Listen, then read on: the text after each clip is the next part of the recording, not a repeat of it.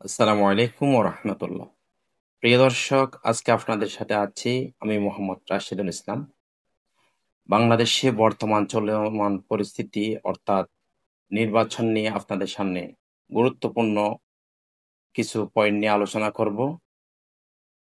বাংলাদেশে অতীত সময়ে দেখা গেছে নির্বাচনের সময় ভোট কারচুপির ঘটনা ঘটে গেছে এবং আমরা দেখেছি তা প্রমাণিত। এই ভোট কারচুপি কিভাবে বন্ধ করা যায় সে বিষয়ে আজকে ৭টি পয়েন্ট আপনাদের সামনে উপস্থাপন করতে যাচ্ছি। তার মধ্যে ১ নাম্বার পয়েন্ট হচ্ছে স্বাধীন ও শক্তিশালী নির্বাচন কমিশন গঠন করা।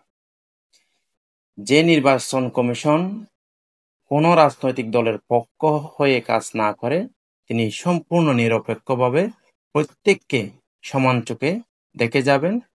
যেখানে সমস্যা হবে সেখানে তাৎক্ষণিক তিনি সমাধান দিবেন। ২ নাম্বার হচ্ছে ইভিএম মেশিন ব্যবহার করা। প্রিয় দর্শক, ইভিএম মেশিন ব্যবহারের মাধ্যমে যে কোনো সমস্যাগুলো, ভোটের যে সমস্যা হয় ওই সমস্যাগুলো হবে না। জাল ভোট দিতে পারবে না, গণনার মধ্যে কোনো কারচুপি করা যাবে না, স্বচ্ছ একটি গণনা পাবে। কিছু কিছু ইভিএম মেশিনের মধ্যে সমস্যা দেখা যায়, যেগুলোতে সমস্যা দেখা যায় ওগুলো টেকনিক্যালি সমস্যাগুলো দূর করলে আশা করি সমস্যা আর থাকবে না। ৩ নাম্বার হচ্ছে কঠোর আইন প্রয়োগ ও শাস্তির ব্যবস্থা করা। নির্বাচনের মধ্যে যারা নিয়মের বিরোধী হবে, বিরোধিতামূলক কাজ করবে, অসামাজিক কাজ করবে, নির্বাচনের পরিপন্থী কাজ করবে, তাদেরকে দ্রুত আইনের আওতায় এনে শাস্তির ব্যবস্থা করতে হবে তাৎক্ষণিক। দীর্ঘায়িত করা যাবে না, যদি দীর্ঘায়িত করে তাহলে সমস্যাগুলো বাড়তে পারে। ৪ নম্বর হচ্ছে পর্যাপ্ত নিরাপত্তা ব্যবস্থা।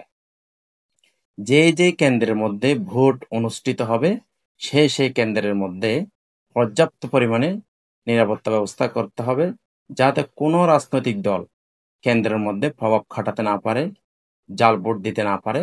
সেই ব্যাপারে বাংলাদেশ সেনাবাহিনী থেকে শুরু করে যত বাহিনী আছে তাদেরকে মোতায়েন করা যেতে পারে।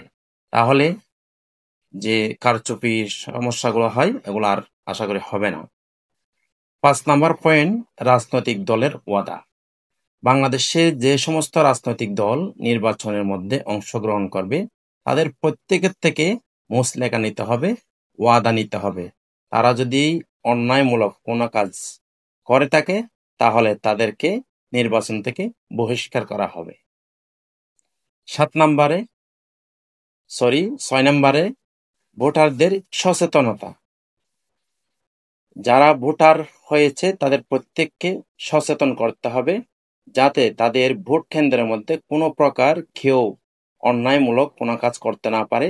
তারা যাতে একতাবদ্ধ থাকে, প্রত্যেকেই নিজের ভোট নিজে প্রদান করতে পারে, সেই বিষয়ে ভোটারদের মধ্যে গণসচেতনতামূলক কাজ করে যেতে হবে।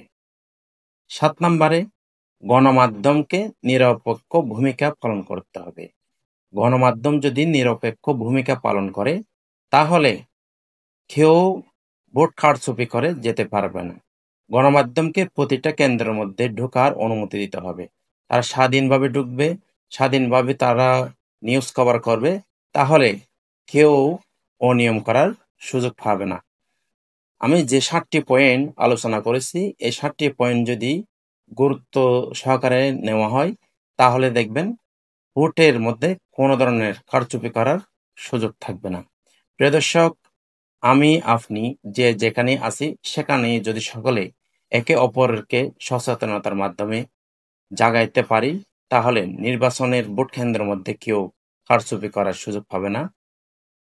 সকলকে শেয়ার করে সচেতন করার জন্য ধন্যবাদ জানিয়ে এখানে আজকের ভিডিওতে শেষ করলাম। অন্য কোনো ভিডিওতে দেখা হবে। আসসালামু আলাইকুম।